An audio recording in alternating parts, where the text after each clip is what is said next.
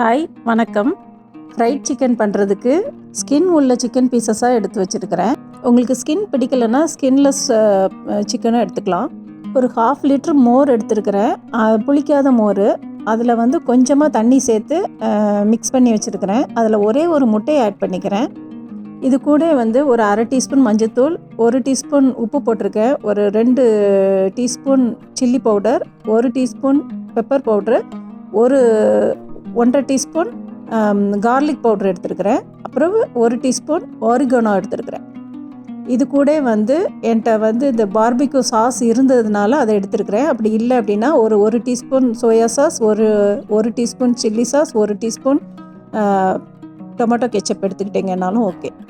இப்போது இது எல்லாத்தையும் அந்த மோரோடு சேர்த்து மிக்ஸி ஜாரில் போட்டு கொஞ்சம் மிக்ஸ் பண்ணிட்டு வந்துடலாம். ஒரு பல்ஸ் கொடுத்து எடுத்துகிட்டு வந்தீங்க அப்படின்னா எல்லாம் ஈவனாக மிக்ஸ் ஆகிடும்.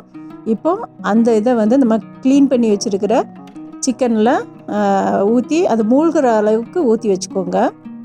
இந்த மாதிரி பண்ணும்போது நம்ம இந்த சிக்கன் நல்லா ஊறி நல்லா ஃப்ரை பண்ணும்போது உள்ளுக்குள்ளே வந்து வெளியில் கிறிஸ்பியாகவும் உள்ளே வந்து நல்ல ஜூஸியாகவும் இருக்கும். இதை வந்து குறைஞ்சது ஒரு 6 மணி நேரம் நீங்கள் ஃப்ரிட்ஜில் வச்சுருங்க. அப்படி இல்லை உங்களுக்கு வந்து டைம் இல்லை அப்படின்னா அட்லீஸ்ட் ஒரு 4 ஹவர்ஸாவது நீங்கள் வந்து இதை ஒரு 4 ஹவர்ஸ் ஃப்ரிட்ஜில் வச்சு ஊற வச்சிங்க அப்படின்னா ரொம்ப நல்லாயிருக்கும். உள்ள சிக்கன் ஃப்ரை பண்ண உள்ள பார்ட்டும் நல்லாயிருக்கும். நான் இப்போ ஒரு 6 ஹவர்ஸ் கழித்து மேல் மாவை ரெடி பண்ணுறேன். ஒரு 1.5 கப்பு மைதா மாவு எடுத்துருக்கிறேன், 1/4 கப் கார்ன்ஃப்ளவர் எடுத்துருக்கிறேன்.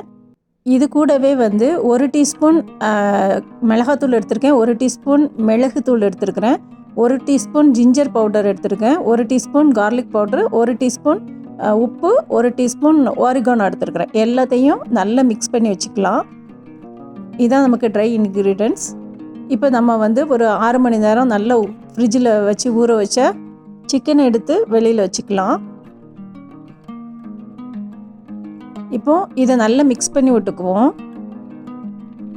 இதில் வந்து நமக்கு அந்த உப்பு, அந்த மசாலா, அந்த மற்ற ஸ்பைசஸ் எல்லாம் போட்டிருந்தோம்ல அதெல்லாம் நல்லா ஊறி உள்ளேயும் நல்ல ஜூஸியாக இருக்கும். இப்போ அதில் ஒரு பீஸ் எடுத்து இந்த மாதிரி ஃபஸ்ட்டு ஒரு கோட்டிங் பண்ணிக்கலாம். ஃபஸ்ட்டு கோட்டிங் பண்ணும்போது ப்ரெஷர்லாம் கொடுக்க வேண்டாம். லைட்டாக ஒரு கோட் பண்ணிவிட்டு அதை எடுத்து இன்னொரு பவுலில் ஒரு தண்ணி, நார்மல் வாட்டர் தான் வச்சுருக்கிறேன், அதில் வந்து ஒரு 5 செகண்ட்ஸ் போட்டுட்டு உடனே எடுத்துடலாம்.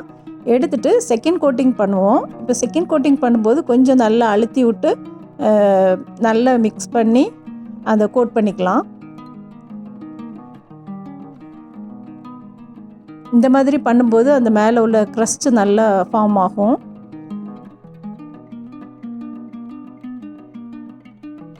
இன்னும் உங்களுக்கு க்ரஸ்ட் வேணும்னா திருப்பி ஒரு வாட்டி இதே மாதிரி தண்ணியில் போட்டுட்டு 3வது வாட்டி இதே மாதிரி பண்ணிக்கலாம். பட் நான் இப்போ 2 கோட்டிங் தான் கொடுத்துருக்குறேன்.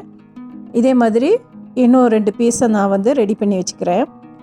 இந்த ரெடி பண்ணி வச்ச பீஸை வந்து உடனே நம்ம ஆயிலில் போட்டு பொரிச்சிடணும். ரொம்ப நேரம் வைக்கக்கூடாது. அப்போ ஒரு மாதிரி சதாண்டாயிடும். இப்போது நான் ஒரு பேனில் ஒரு சின்ன ஒடுக்கமான பாத்திரம், ஹைட்டான பாத்திரமாக எடுத்துருக்கிறேன். அப்படின்னா நமக்கு கொஞ்சமாக ஆயிலே எல்லாம் பொரித்து எடுத்துக்கலாம். ரொம்ப மொத்தமாக போடக்கூடாது. இப்போ இந்த பாத்திரத்துக்கு மேக்ஸிமம் ஒரு 3 பீஸ் போட்டாலே போதும். கொஞ்சம் கேப் விட்டு இருக்கிற நல்லா ஃப்ரை ஆகிற மாதிரி. ஆயில் வந்து நல்லா சூடாக இருக்கணும். போட்டு கொஞ்ச நேரத்தில் நீங்கள் கொஞ்சம் சிம்மில் மீடியம் ஹீட்டில் வச்சுக்கோங்க. இதை ஒரு 10 மினிட்ஸ்லேயே வந்து மேக்ஸிமம் 7 to 8 மினிட்ஸ்லேயே வந்து குக் ஆகிடும். ஏன்னா ஆயிலும் நல்லா சூடாக இருக்குது. இப்போ அந்த சலசலப்பெல்லாம் அடங்கின உடனே எடுத்துக்கலாம். இந்த ஃப்ரை ஆன உடனே எடுத்து ஒரு ஒயர் பேஸ்கெட்டில் போட்டுக்கோங்க. டிஷ்யூலேயோ அல்லது வேறு பாத்திரத்துலேயோ போட்டிங்கன்னா கொஞ்சம் தண்ணி விட்ட மாதிரி ஆகிடும். அந்த கிறிஸ்பினஸ் வந்து கண்டினியூ ஆகுறதுக்காகவும் அந்த ஒயர் கூடையில் போட்டுக்கோங்க. இது வந்து KFC சிக்கன் மாதிரியே இருக்கும், டேஸ்ட்டும் கூட.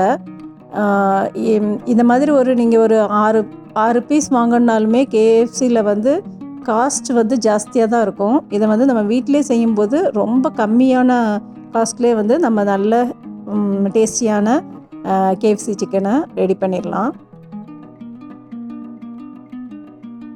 வெளியில் வந்து நல்ல கிறிஸ்பியாக இருக்கும். உள்ளே வந்து நல்ல ஜூஸியாக இருக்கும். இப்போ அடுத்த பேட்ச் போடும்போது திருப்பி கொஞ்ச நேரம் ஆயில் நல்லா சூடான பிறகு போடுங்க. அப்படின்னா தான் அடுத்த பேட்சும் நல்ல கிறிஸ்பியாக குக் ஆகும். ஆயில் வந்து நல்லா சூடாக இருக்கணும். அதை மட்டும் பார்த்துக்கிட்டிங்கனாலே போதும். இப்போ பாருங்கள்,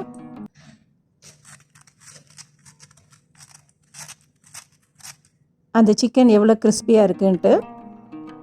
இதே மாதிரி செஞ்சு சாப்பிட்டு பாருங்கள். உள்ளே உள்ள சிக்கனுமே வந்து நல்லா வெந்து நல்ல ஜூஸியாக இருக்கும். இதே மாதிரி செஞ்சு பாருங்கள். தேங்க்யூ ஃபார் வாட்சிங். உங்களுக்கு இந்த வீடியோ பிடிச்சிருந்ததுன்னா லைக் பண்ணி கமெண்ட் பண்ணுங்கள். இன்னொரு வீடியோவில் சந்திக்கிறேன். நன்றி, வணக்கம்.